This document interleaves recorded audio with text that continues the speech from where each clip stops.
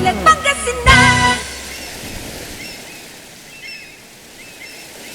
Witness the dedication and passion of our salt makers. Samahan niyo ako in Cato Salt Farm. Tara, tingnan natin kung paano nila gawin.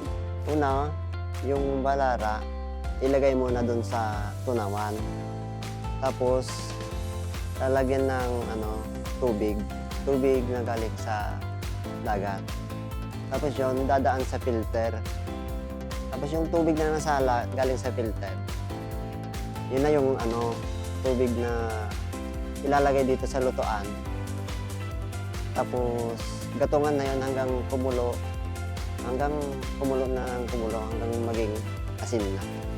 Tapos, pag marami ng asin yung kawa na malaki, elyasi kung tawagin dito, hanguin na yan. Ganito ang paggawa ng asin. Niluluto muna nila and then after a day of drying, pwede na nila ibenta sa market. Nakakapondar din ako ng mga gamit galing sa sweldo. Kasi medyo malaki din yung nasasahod namin dito.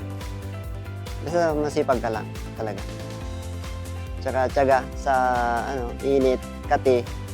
Sa Pangasinan, Infanta ang may pinakamalaking production ng asin na inaangkat pa sa mga karatig bayan at umaabot pa sa ibang parte ng Luzon. Ako po, nagsimula ako 1990 talaga. Talagang nag-asin na kami. Malaking tulong po ito kasi ito po yung nakuhanan namin ng pupunan. Dito kami nakapundar ng mga kabuhayan namin. Namana ng mga anak din namin.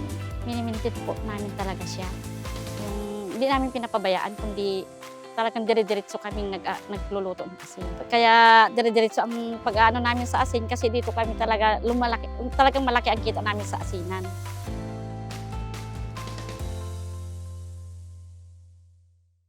Balilan Pangasinan!